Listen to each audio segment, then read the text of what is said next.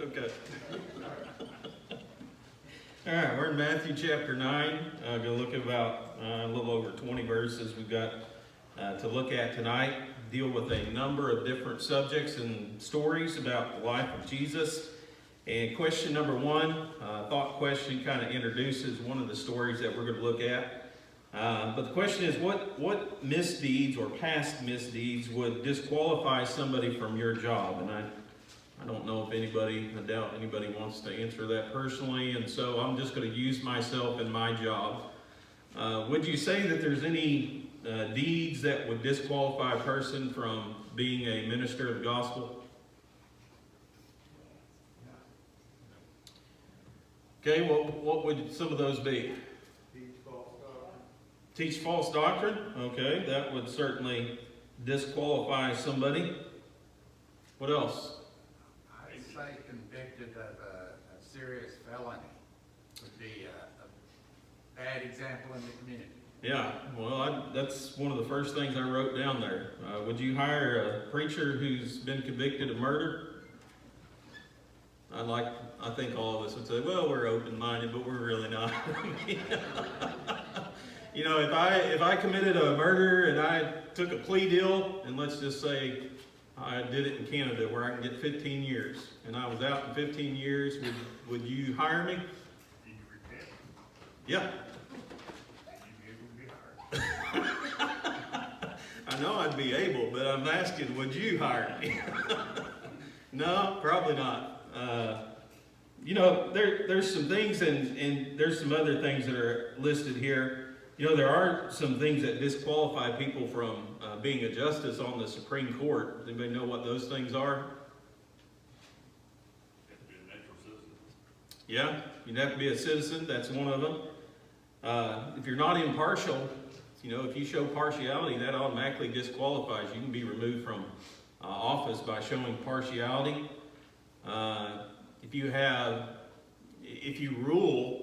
you rule in favor of your own financial well-being, that can disqualify you too. Anything else you can think of? Have drugs and alcohol problems. Yeah, that would be certainly disqualified from certain jobs, wouldn't it? You know, there's things that we can do that can disqualify us, make us unfit in the minds of people for certain jobs. And tonight we're going to read about Matthew being called to be a disciple of Jesus. And when you think about being a Christian, is there anything that disqualifies a person from becoming a Christian? Is there anything that they can do in the past that will disqualify them? No, everybody shake your head no. I mean, there's nothing that disqualifies you regardless of what you've done in the past. Is there anything that a person can do in their past that can keep them from being saved? Does it automatically disqualify them from salvation? Does it? And when you think about Matthew, I mean, if we were to look at the life of Matthew and, you know, just kind of view him from afar, and, you know, what his job was, what his custom was, would he pop out on paper as a person who would make a good disciple of Christ? How about an apostle? No, there's nothing really about his life that you would look at and you would put your finger on and say, this guy's going to make a good disciple of Jesus. Or this guy's going to make a great apostle of Jesus Christ. And, you know, when you think about being a Christian, you think about being a servant of God, you know, it's interesting. The people that Jesus picked to be apostles, I mean, what kind of people would you think they were?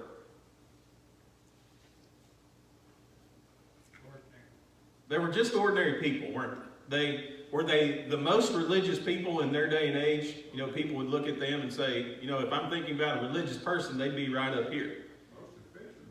Yeah, they were really just ordinary people, common day people. But yet Jesus chose them, and he chose them for a specific reason.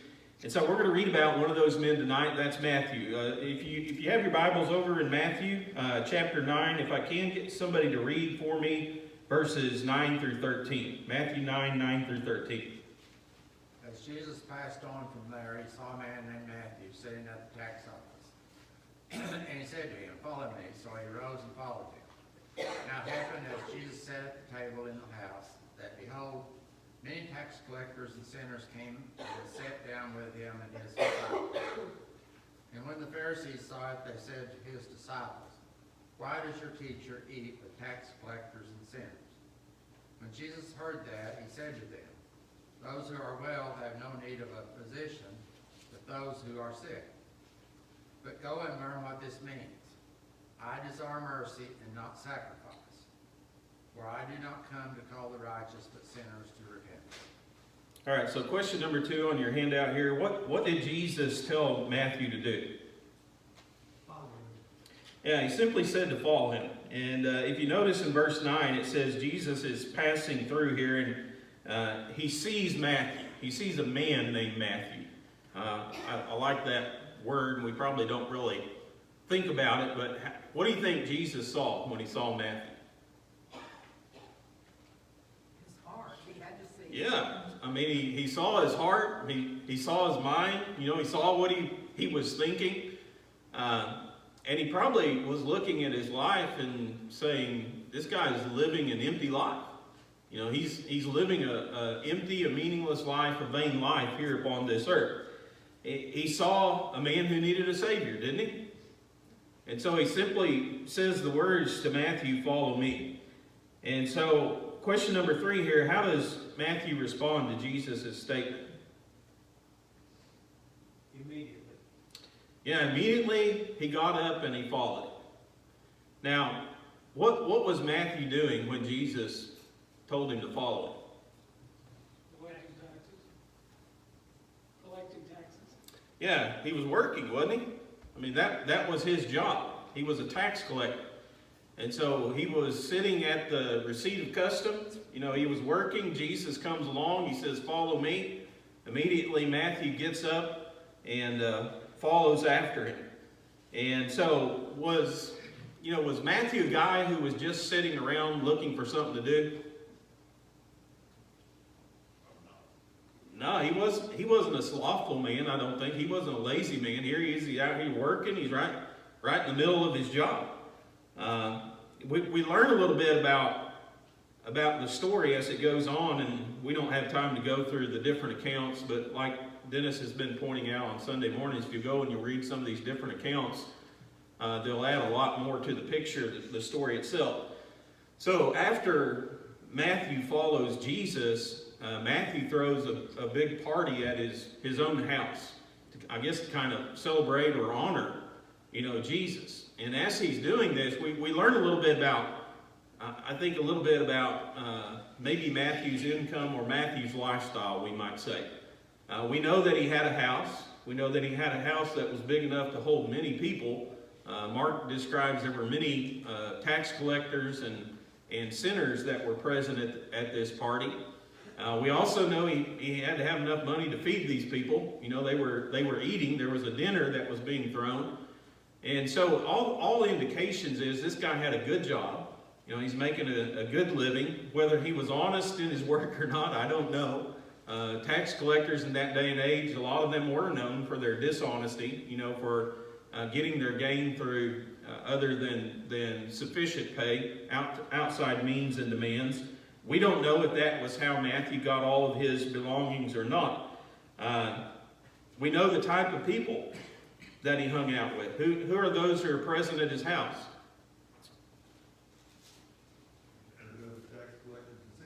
Yeah, fellow tax collectors and sinners, right? At least that's the way. There's at least one Pharisee that's present here at this party. But many of the people here are people who we would say, are they church material? No, they're not people we would look at and say, that person there would make a good church member, right? That person there would make a good Christian. But I think it tells us a little bit about Matthew's lifestyle, just kind of, reading the story and some of the details that are included there. Jesus told him to follow him. He immediately got up, left his job behind, followed Jesus. So as he's throwing this party and all these these sinners and these other tax collectors are present there in the house of Matthew. Who's right in the middle of all of them?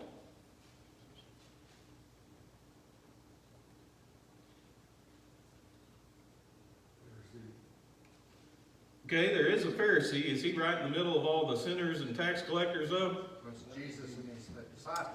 Yeah, it's Jesus and his disciples, right? They're the ones who are, right in the middle of this crowd. And this Pharisee sees this, and so he goes to the disciples of Jesus, and he asks them the question, why does your master and why do you guys associate with publicans, tax collectors, and sinners? And he didn't ask Jesus the question, but Jesus actually gives the reply to him. Question number 4 here, what does Jesus tell them that they need to learn? Mercy. Yeah, he says you need to go and learn what this means. I will have mercy and not sacrifice. That's actually an Old Testament quotation. It comes from the book of Hosea, Hosea 6 and verse 6. I think it also, what's the second line there?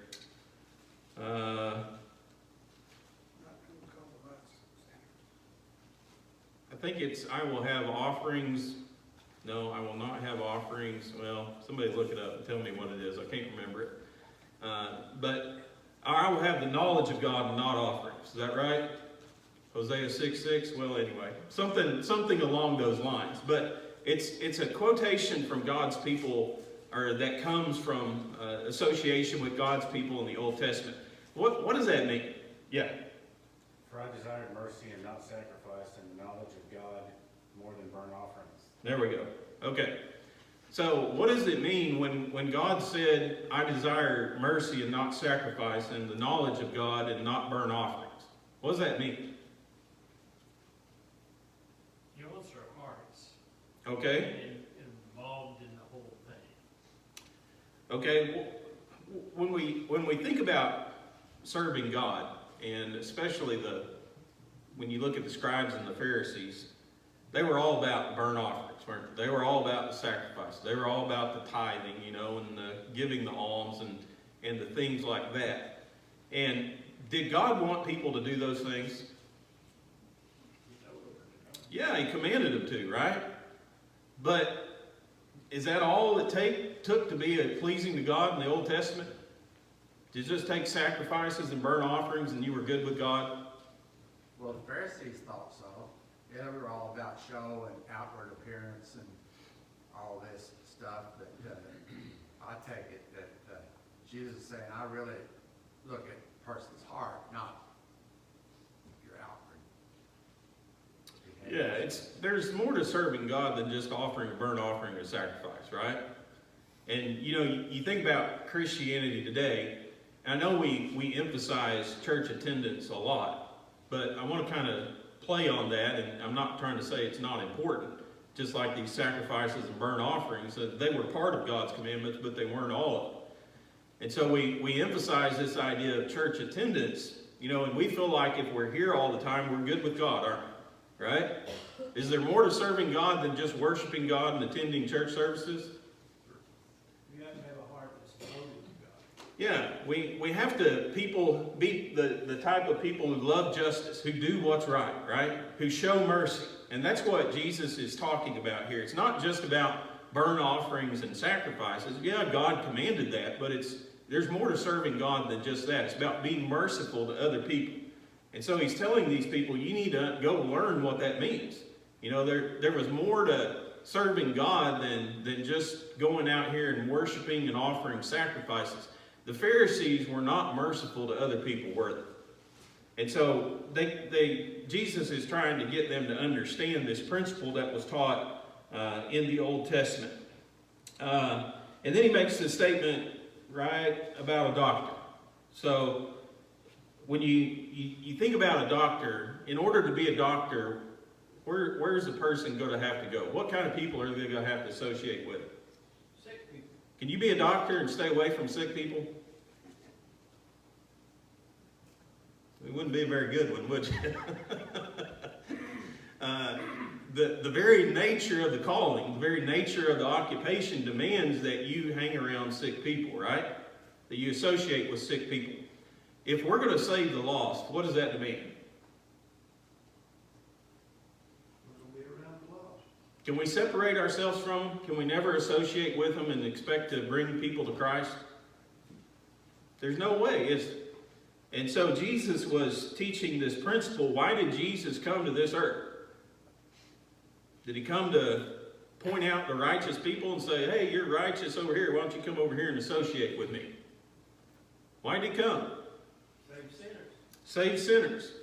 And in order to save sinners, he was going to have contact with them, wasn't he? He's going to have to associate with them. And so he uses that illustration of a doctor, which is pretty easy to understand. But think about that as the church today. I think sometimes, you know, we kind of have the mindset of these Pharisees. We think, well, we'll spend time with sinners after they change, right?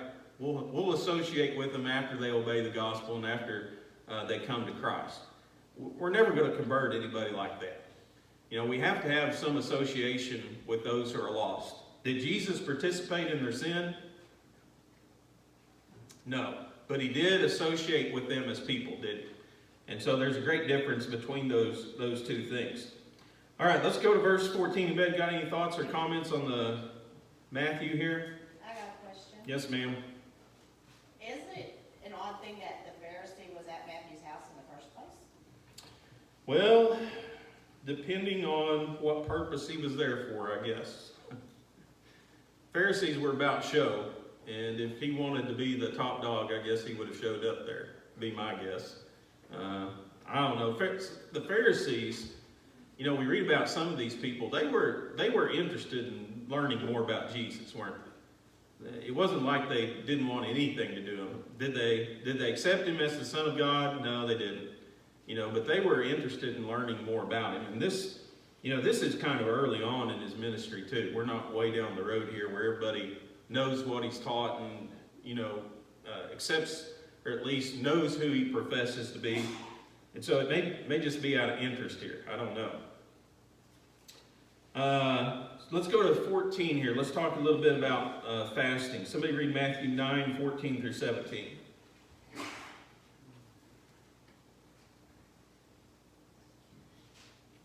Then the disciples of John came to him asking, why do we and the Pharisees fast, but your disciples do not fast?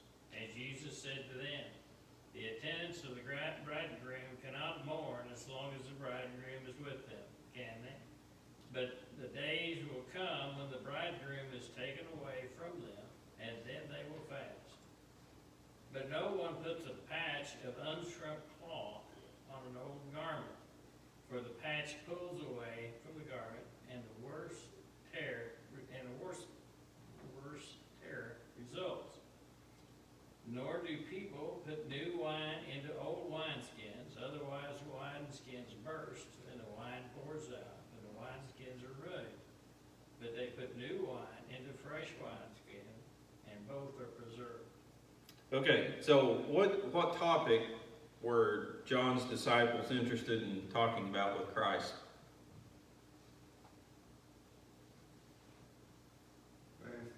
Fasting, right? And what do we mean? Somebody give me a definition. What is fasting? The opposite of last Sunday. Yeah, we had a good fellowship meal last Sunday. And I don't think anybody was fasting then, yeah. Definitely the opposite of that. It's abstaining from food, sometimes drink also, right? For what purpose? Just because you want to? Concentrate on being the word, concentrate on the word and being, I guess, dedicated to focusing just on that and not let the versions come in to separate that thought process. Yeah, it's so you can concentrate on something that's important to you, right? Something that's of importance. And so the idea is if you don't have to think about, you know, what am I going to eat, what am I going to drink, you know, what's for dinner, then you can kind of concentrate on more important matters. And how would you say the Jews viewed fasting? Yeah, I would say they viewed it, a person who was fasting, they saw it as a sign of great devotion, didn't they? I mean, they saw that person as being a very religious person in the eyes of God. And so to them, it was probably one of the most religious acts, noble religious acts that a person could do. What's more noble than refraining from food in order to concentrate on spiritual matters? So, John's disciples, did they fast? Did Jews of that day and age fast? Yeah, everybody fasted a lot, right? But what about Jesus and his disciples? I was just stopping and thinking, can you think of any time in the life of Christ besides the temptation that he fasted? Can you think of any example? I couldn't think of any right offhand. I didn't spend a lot of time researching, but there may be another case. Can you think about any time his disciples fasted? Yeah, it wasn't until afterward. You read about the church and the disciples, where they did enter into that state. But while Jesus was here, besides his temptation, I don't know if there's another instance that's recorded of his fast. I don't think there's any of his disciples recorded when he was here upon this earth. And so, what do you think religious-minded people of that day and age thought about that?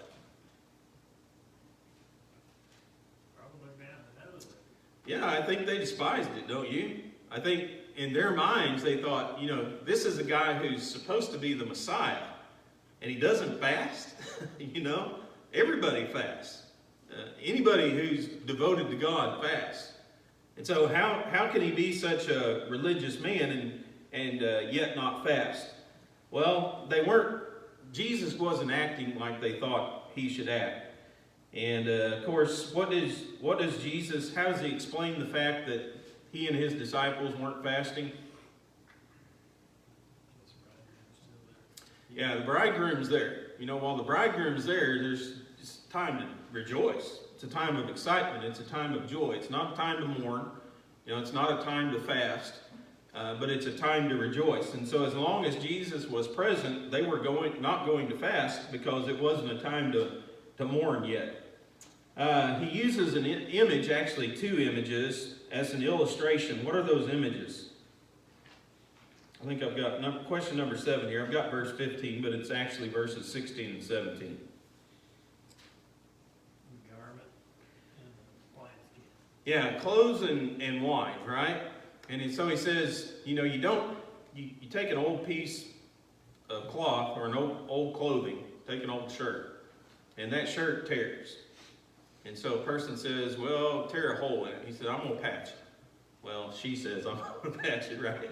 None of those guys have the skills probably to do that. But so what would happen if a person took new material, never been washed before, not pre-shrunk or anything like the things that we buy, and take a new piece of cloth and sew it to that shirt? What's going to happen? Yeah, eventually that piece is going to shrink, and because it shrinks, it's going to tear the old, and you're going to end up with a bigger hole than what you started with, right? He used the illustration of the wineskins. You don't take old bottles and put new wine in them because that'll break them. You don't take the old and mix it together with the new. That's the principle that he's talking about. Now, how do you apply that? Well, I think the topic that he's addressing is the idea of fasting. And so, to me, the question is, was fasting commanded in the Old Testament?